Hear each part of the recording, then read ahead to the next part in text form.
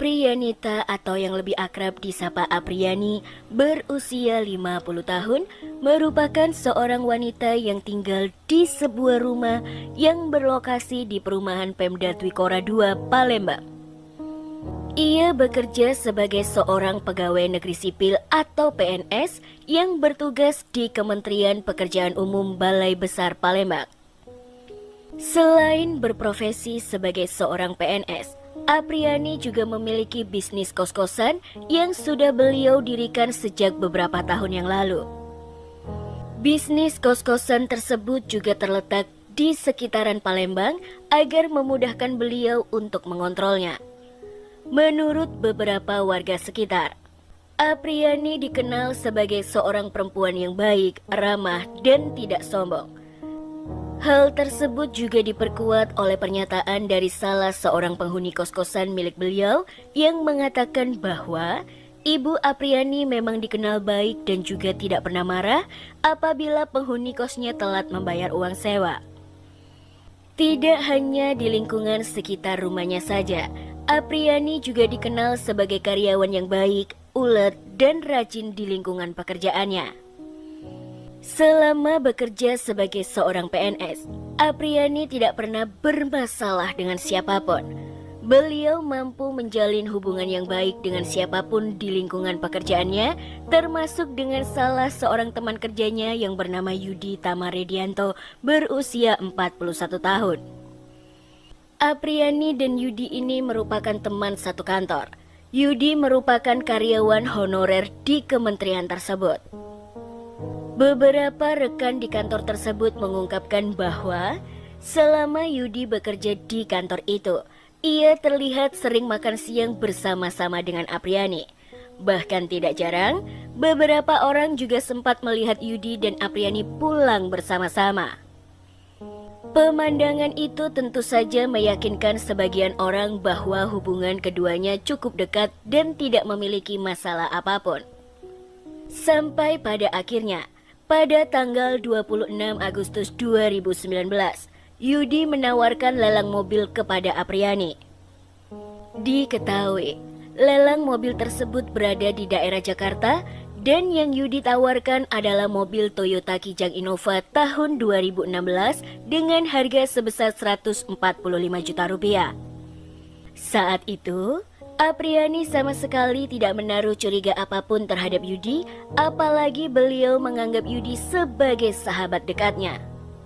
Beliau beranggapan bahwa Yudi tidak mungkin sebegitu teganya untuk menipu atau mengambil keuntungan dari persahabatan keduanya, sehingga Apriyani bersedia mengikuti lelang tersebut.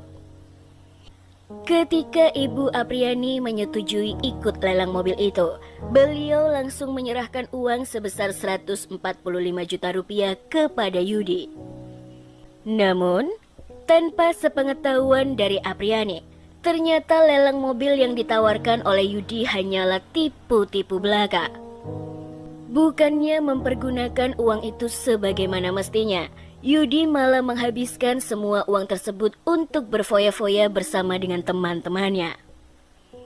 Hari demi hari silih berganti, minggu demi minggu berlalu terlewati begitu saja, tetapi mobil yang ditunggu-tunggu itu tidak kunjung tiba.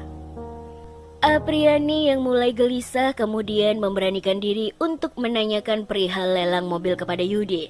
Namun, kali ini Yudi beralasan bahwa uang yang telah dititipkan kepadanya itu ditipu oleh pihak penyelenggara lelang tersebut. Sebagai bentuk tanggung jawab atas kelalaiannya, Yudi berjanji akan segera mencarikan sejumlah uang untuk dikembalikan kepada Apriyani. Namun lagi-lagi, janji itu hanyalah tinggal janji belaka karena setelah ditagih berkali-kali, Yudi ini malah terus-menerus mengelak dan berbohong dengan berkata kalau dirinya sedang tidak memiliki uang sama sekali. Dari total 145 juta itu, Yudi mengaku sempat mengembalikan uang sebesar 50 juta rupiah saja secara berangsur kepada Apriyani. Puncak perselisihan itu pun meledak pada 8 Oktober 2019 ketika Apriani menagih uang sebesar 35 juta rupiah seperti yang telah dijanjikan oleh Yudi beberapa hari sebelumnya.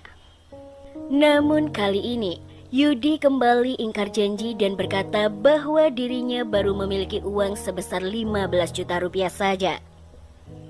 Yudi kembali berjanji kepada Apriani kalau dirinya akan segera mendatangi rumah rekan kerjanya tersebut untuk menyelesaikan permasalahan di antara mereka.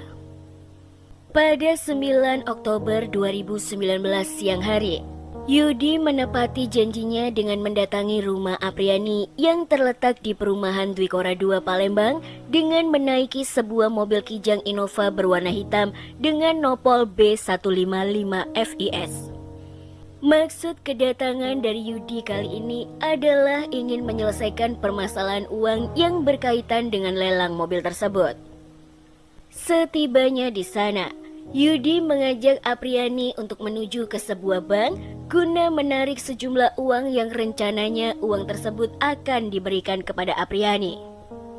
Di dalam perjalanan setelah mengambil uang dari bank, Apriani kembali meminta uang yang diberikan kepada Yudi agar dikembalikan secara utuh.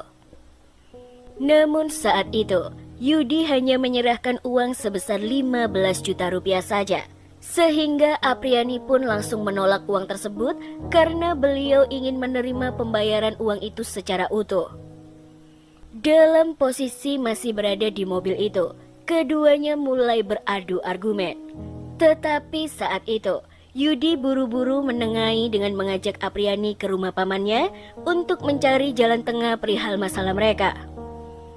Ia pun segera melajukan kendaraannya menuju ke rumah sang paman yang bernama Novari alias Novi.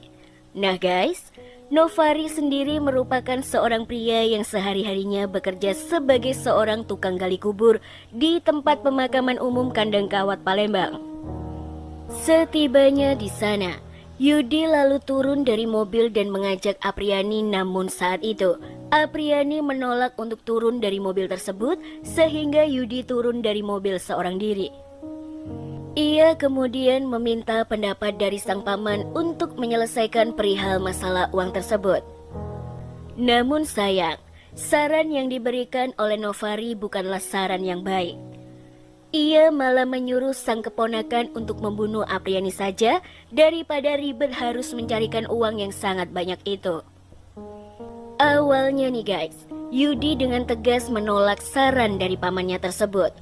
Tetapi setelah ngobrol panjang lebar dengan Novi, akhirnya Yudi menyetujui saran dari sang paman. Untuk memuluskan rencana tersebut, Novi, sang paman, meminta upah sebesar 15 juta rupiah kepada sang keponakan dan permintaan tersebut langsung disetujui oleh Yudi. Guna memudahkan rencana mereka, Novi saat itu meminta bantuan kepada dua orang temannya yang bernama Ilyas dan Amir yang kebetulan sedang main di rumah tersebut. Setelah semua sepakat, Yudi, Novi, Ilyas dan Amir langsung keluar dari rumah menuju ke mobil yang dibawa oleh Yudi. Di dalam mobil tersebut, Yudi mengaku bahwa pamannya akan mengantarkan mereka ke rumah salah satu saudaranya untuk mengambil uang agar permasalahan Yudi dengan Apriani segera selesai. Ia pun segera mengemudikan mobilnya meninggalkan rumah tersebut.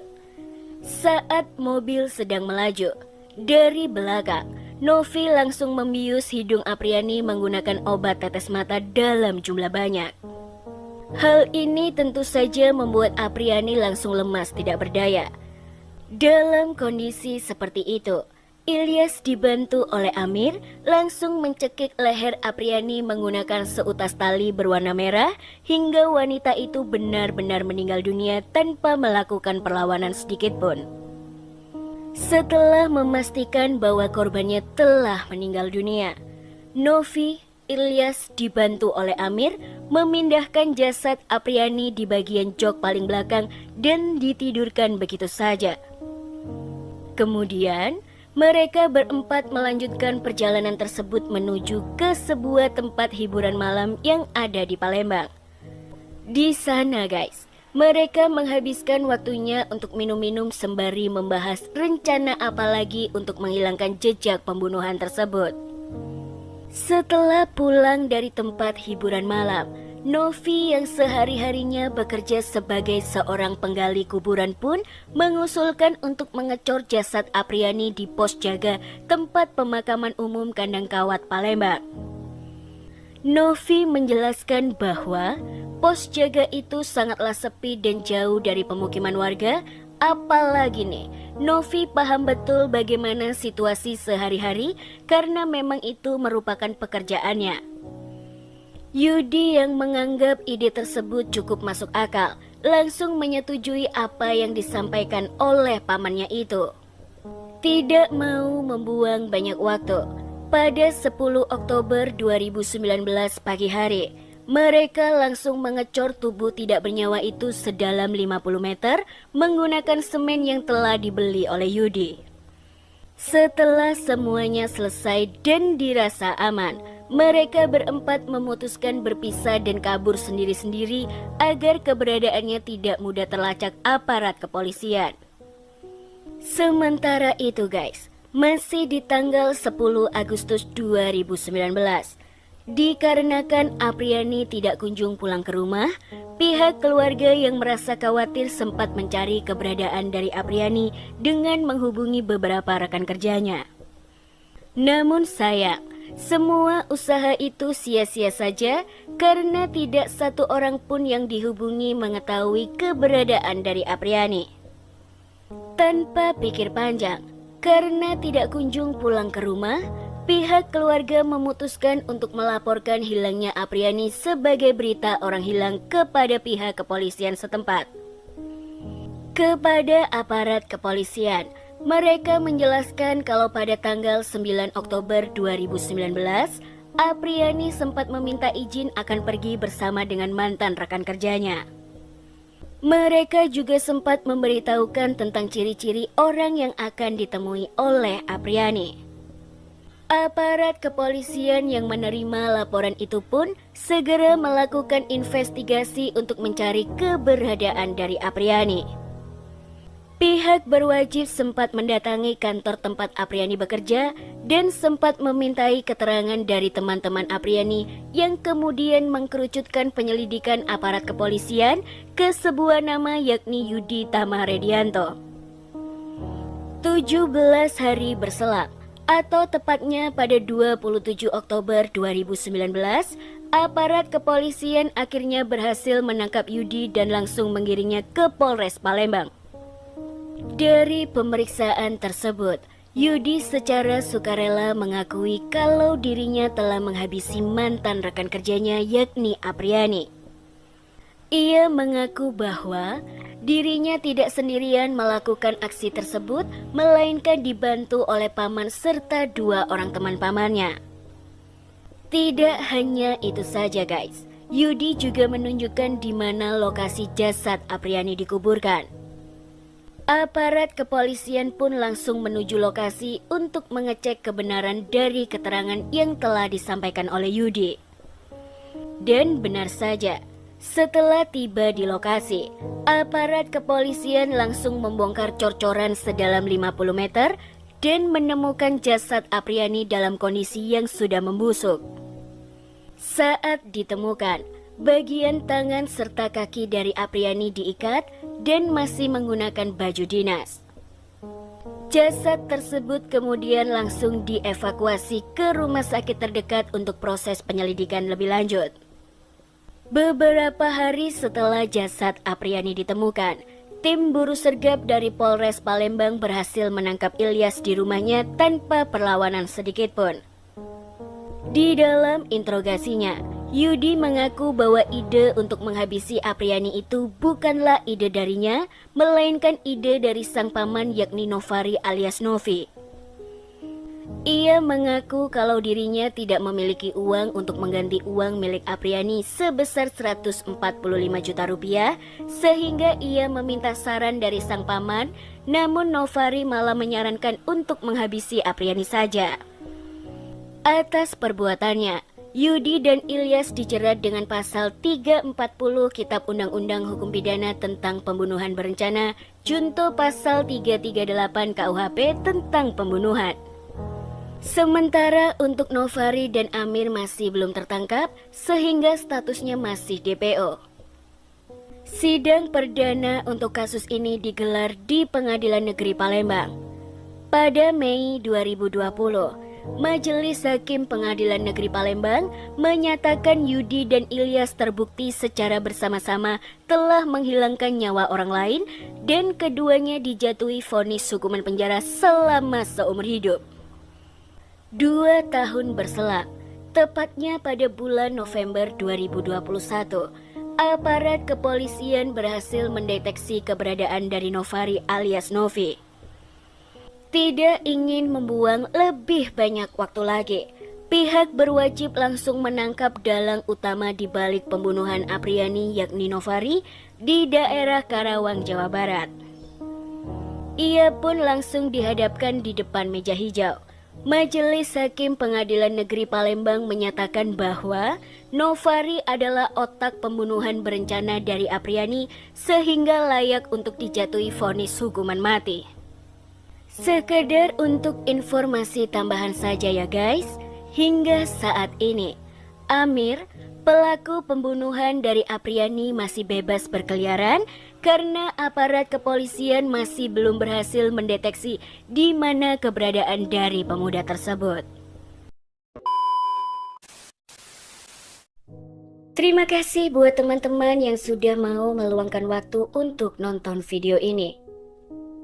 Kalau menurut kalian video yang aku bahas ini bermanfaat, tolong bantu aku untuk sebarkan agar channel ini semakin berkembang tentunya.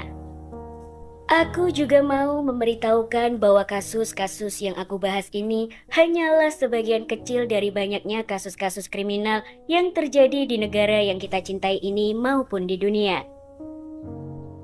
Semoga selalu ada hikmah serta pelajaran yang bisa kita petik bersama-sama. Aku juga berharap kalau kalian semua pastinya jangan sampai lupa untuk subscribe, like, komen, serta nyalakan lonceng notifikasinya agar tidak ketinggalan setiap aku upload video baru. Oke guys, sekali lagi terima kasih ya dan sampai jumpa di video selanjutnya. Bye-bye.